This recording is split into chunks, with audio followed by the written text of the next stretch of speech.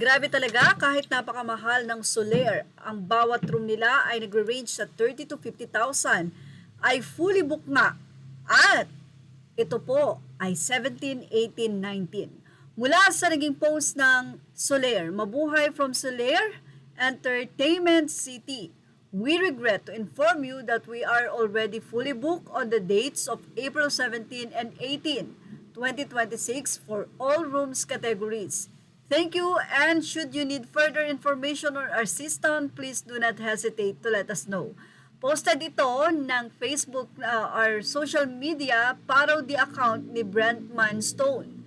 Aniya, just in anticipation of SB19's much-awaited wakas at simula finale concert at SMDC Festival Grounds. Solaire Resort Entertainment City is now fully booked for April 17 and 18, 2026 across all categories as confirmed by Solaire via email.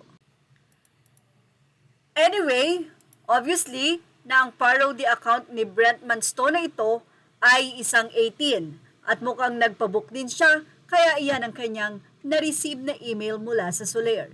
And obviously din, na ang nasabi nga pong 17-18 na yan ay ang nasabing na concert ng SB19 na gaganapin nga ng April 18. So, kailangan nandun ka na sa hotel ng 17. Ang Solaire ang pinakamalapit na venue or pinakamalapit sa venue ng concert ng SB19.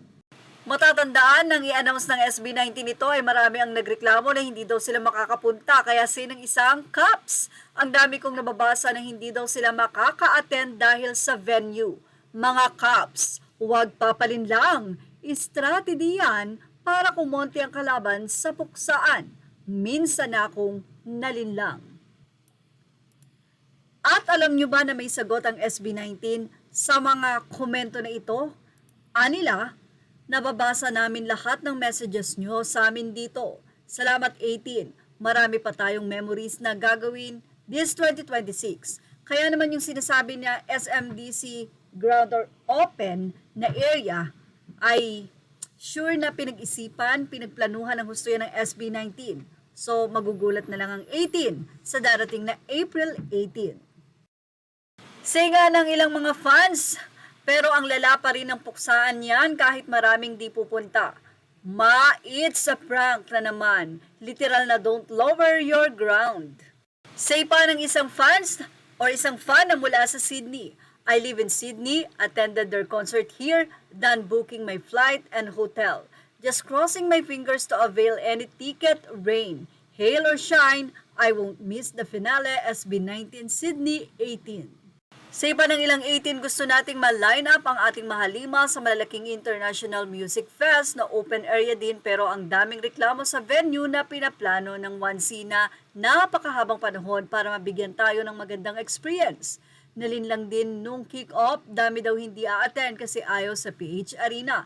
Tapos, pagpasok sa ubos agad desired seats ko. Parang ganyan din ako sa SSPH Arena.